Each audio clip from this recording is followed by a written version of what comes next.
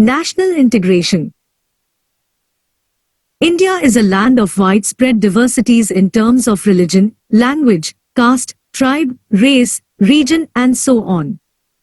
Hence, the achievement of national integration becomes very essential for the all-around development and prosperity of the country. Meaning of national integration. Definitions and statements on national integration. National integration implies avoidance of divisive movements that would balkanize the nation and presence of attitudes throughout the society that give preference to national and public interest as distinct from parochial interests. Myron Weiner. National integration is a socio-psychological and educational process through which a feeling of unity, solidarity and cohesion develops in the hearts of the people, and a sense of common citizenship or feeling of loyalty to the nation is fostered among them. Hagani. National integration is not a house which could be built by mortar and bricks. It is not an industrial plan too which could be discussed and implemented by experts. Integration, on the contrary, is a thought which must go into the heads of the people. It is the consciousness which must awaken the people at large. Dr.S. Radhakrishna. National integrations means, and ought to mean, cohesion not fusion, unity but not uniformity, reconciliation but not merger, agglomeration but not assimilation of the discrete segments of the people constituting a political community or state. Rashiduddin Khan. To sum up, the concept of national integration involves political, economic, social, cultural and psychological dimensions and the interrelations between them. Obstacles to national integration.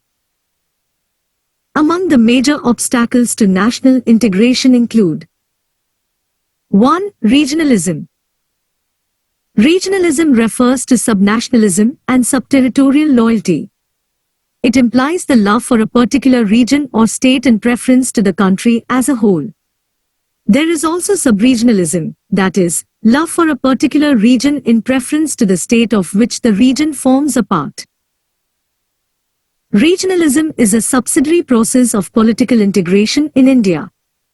It is a manifestation of those residual elements which do not find expression in the national polity and national culture, and being excluded from the centrality of the new polity, express themselves in political discontent and political exclusionism.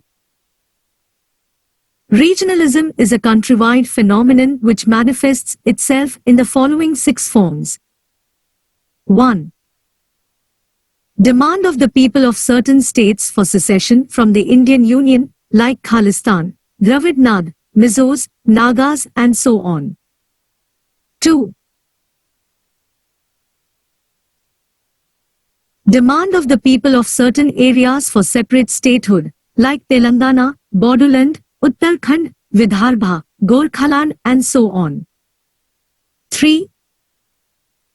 Demand of people of certain union territories for full-fledged statehood, like Manipur, Tripura, Puducherry, Delhi, Goa, Daman and Diu and so on.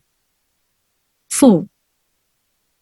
Interstate boundary disputes, like Chandigarh and Belgaum, and river water disputes, like Kaveri, Krishna, Ravibis and so on. 5.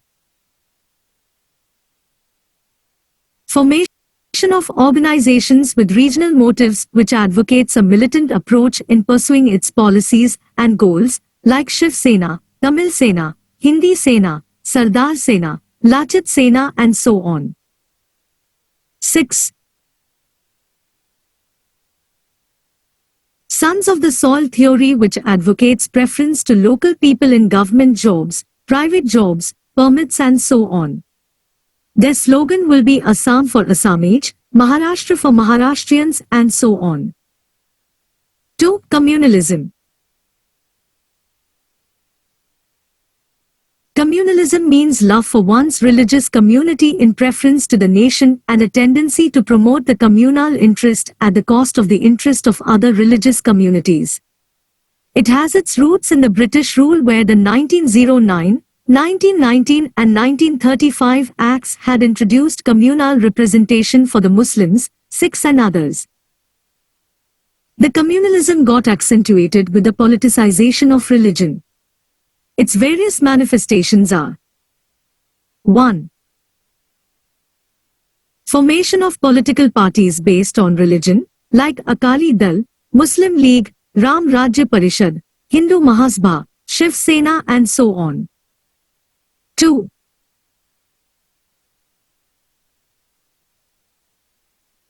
Emergence of pressure groups, non-political entities, based on religion, like RSS, Vishwa Hindu Parishad, Jamaati Islami, Anglo-Indian Christians Association and so on. 3. Communal riots, between Hindus and Muslims, Hindus and Sikhs, Hindus and Christians and so on, Banaras, Lucknow, Mathura, Hyderabad, Allahabad, Aligarh, Amritsar, Moradabad and some other places are affected by communal violence. 4. Dispute over religious structures like temples, mosques and others. The dispute over Ram Janmabhoomi in Ayodhya, where the Kar Sevaks had demolished a disputed structure on 6 December 1992. The reasons for the persistence of communalism include religious orthodoxy of Muslims, role of Pakistan, Hindu chauvinism, government's inertia, role of political parties and other groups, electoral compulsions, communal media, socio-economic factors, and so on. 3. Casteism. Casteism implies love for one's own caste group in preference to the general national interest. It is mainly an outcome of the politicization of caste. Its various manifestations include: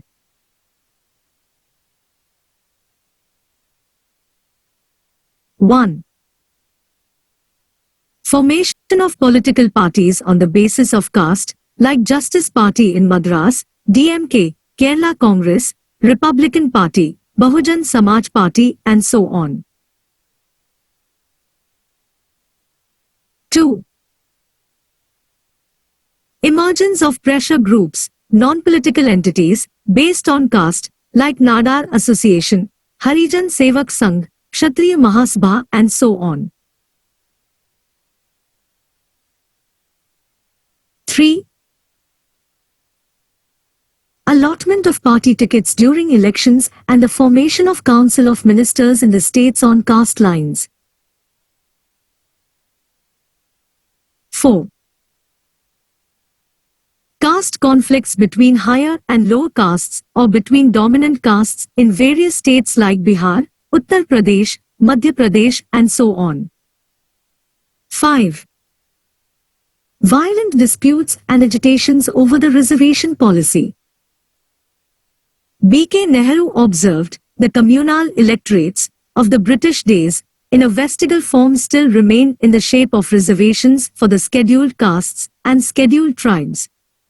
They serve to emphasize caste origin and make people conscious of the caste in which they were born. This is not conducive to national integration. At the state level, the politics is basically a fight between the major caste groups like Kamma versus Reddy in Andhra Pradesh, Lingayat versus Vokligga in Karnataka, Nair versus Ejhava in Kerala, Baniya versus Patidar in Gujarat, Bhumiyar versus Rajput in Bihar, Jat versus Ahir in Haryana, Jat versus Rajput in Uttar Pradesh, Kalita versus Ahom in Assam, and so on. 4. Linguism. Linguism means love for one's language and hatred towards other language-speaking people. The phenomena of linguism, like that of regionalism, communalism or casteism, is also a consequence of political process. It has two dimensions: A. The reorganization of states on the basis of language, and B. The determination of the official language of the Union. The creation of the first linguistic state of Andhra out of the then Madras state in 1953 led to the countrywide demand for the reorganization of states on the basis of language. Consequently, the states were reorganized on a large scale in 1956 on the basis of the recommendations made by the States Reorganization Commission, 1953 to 1955. Even after this, the political map of India underwent a continuous change due to the pressure of popular agitations and the political conditions, which resulted in the bifurcation of existing states like Bombay, Punjab, Assam, and so on. By the end of 2000, the number of states and union territories had reached to 8 and 7 from that of 14 and 6 in 1956 respectively.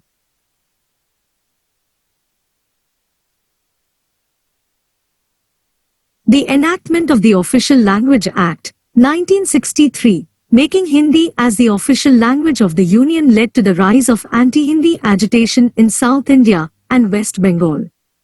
Then, the central government assured that English would continue as an associate official language so long as the non-Hindi speaking states desire it. Moreover, the three-language formula, English, Hindi and a regional language, for school system is still not being implemented in Tamil Nadu. Consequently, Hindi could not emerge as the lingua franca of the composite culture of India as desired by the framers of the Constitution. The problem of linguism got accentuated with the rise of some regional parties in recent times like the TDP, AGP, Shiv Sena and so on. National Integration Council. The National Integration Council, NIC, was constituted in 1961 following a decision taken at a national conference on unity in diversity, convened by the central government at New Delhi. It consisted of the Prime Minister as chairman, Central Home Minister, Chief Ministers of states, 7 leaders of political parties, the chairman of the UGC, 2 educationists, the Commissioner for SCs and STs and 7 other persons nominated by the Prime Minister. The Council was directed to examine the problem of national integration in all its aspects and make necessary recommendations to deal with it. The Council made various recommendations for national integration. However, these recommendations remained only on paper and no effort was made either by the centre or by the states to implement them. In 1968, the central government revived the National Integration Council. Its size was increased from 39 to 55 members. The representatives of industry, business and trade unions were also included in it. The council met at Srinagar and adopted a resolution condemning all tendencies that struck at the root of national solidarity. It appealed to the political parties, organizations and the press to mobilize the constructive forces of society in the cause of national unity and solidarity. It also set up 3 committees to report on regionalism, communalism and linguism respectively. However, nothing tangible was achieved.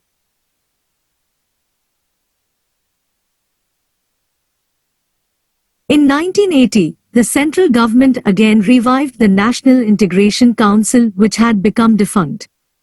Its membership was made more broad-based. It had 3 items on the agenda for discussion viz. The problem of communal harmony, unrest in the northeastern region and need for a new education system.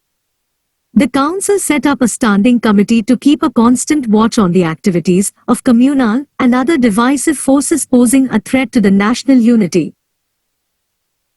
In 1986, the NIC was reconstituted and its membership was further increased. It recognized terrorism in Punjab as an attack on the unity, integrity and secular ideals of the country. Accordingly, it passed a resolution to fight terrorism in Punjab. The council also set up a 21-member committee to function on a continuing basis.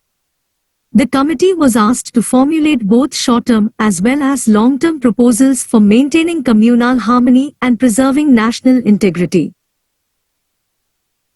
In 1990, the National Front government headed by VP Singh reconstituted the National Integration Council.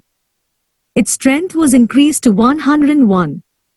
It included Prime Minister as chairman, some central ministers, state chief ministers, leaders of national and regional parties, representatives of women, trade and industry, academicians, journalists and public figures. It had various items on the agenda for discussion, viz. Punjab problem, Kashmir problem, violence by secessionists, communal harmony and Ram Janmabhoomi Babri Masjid problem at Ayodhya. But there was no concrete result. In 2005, the United Progressive Alliance, UPA, government reconstituted the National Integration Council under the chairmanship of the Prime Minister, Manmohan Singh. The 103-member NIC was constituted after a gap of 12 years, having held its meeting in 1992. Besides some central ministers, state and UT chief ministers and leaders of national and regional parties, the NIC included chairpersons of national commissions, eminent public figures, and representatives from business, media, labor and women. The NIC was to function as a forum for effective initiative and interaction on issues of national concern, review issues relating to national integration, and make recommendations.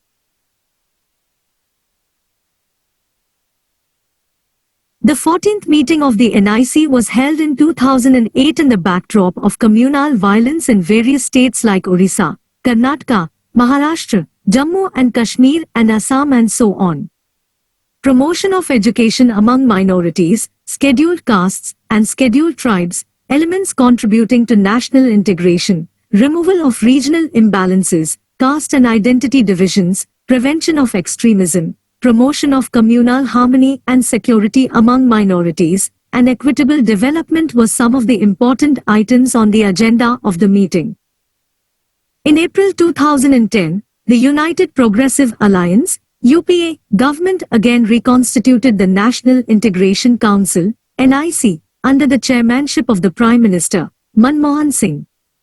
The NIC has 147 members, including union ministers, leaders of the opposition in the Lok Sabha and the Rajya Sabha, the chief ministers of all states and union territories with legislatures. It also includes leaders of national and regional political parties, chairpersons of national commissions, eminent journalists, public figures, and representatives of business and women's organizations. It is chiefly aimed at suggesting means and ways to combat the manners of communalism, casteism, and regionalism. In October 2010, the government also constituted a standing committee of the NIC.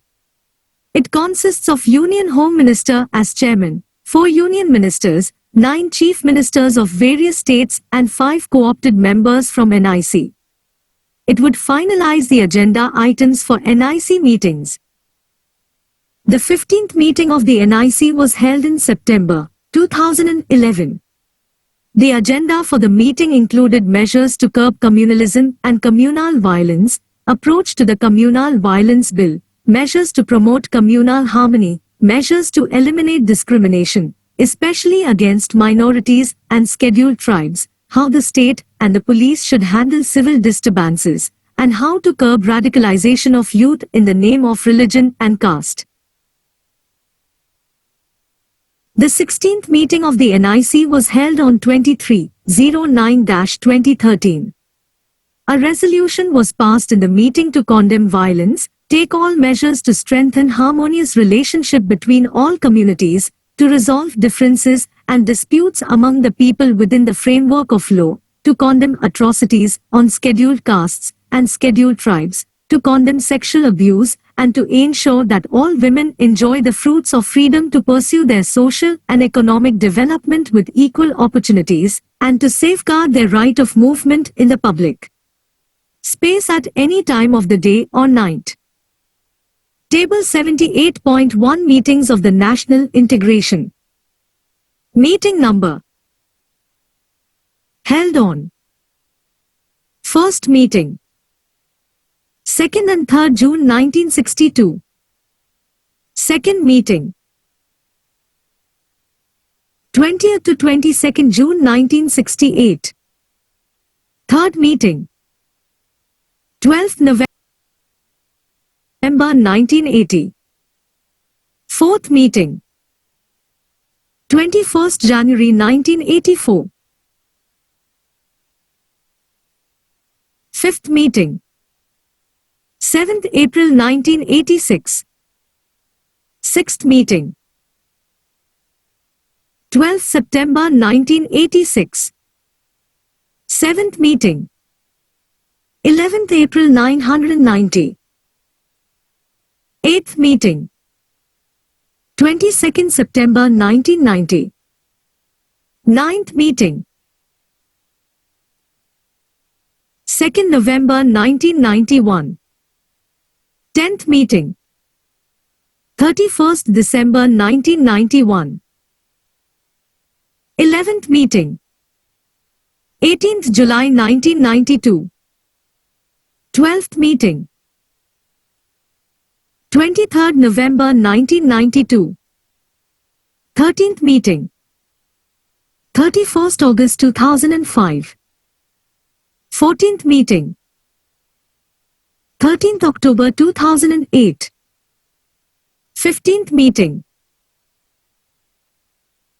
10th September 2011. 16th meeting.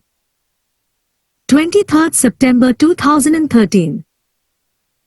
National Foundation for Communal Harmony.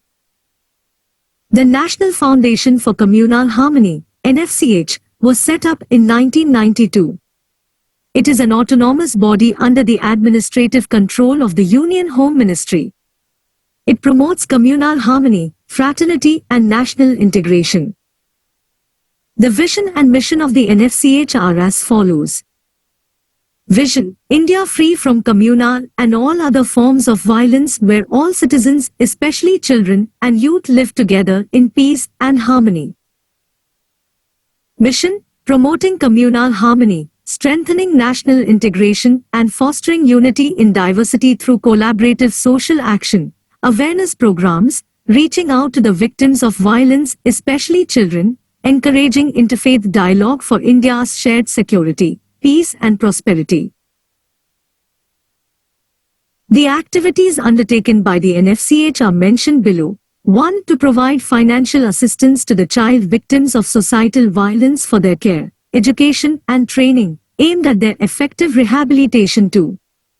To promote communal harmony and national integration by organizing variety of activities either independently or in association with educational institutions, NGOs and other organizations. 3.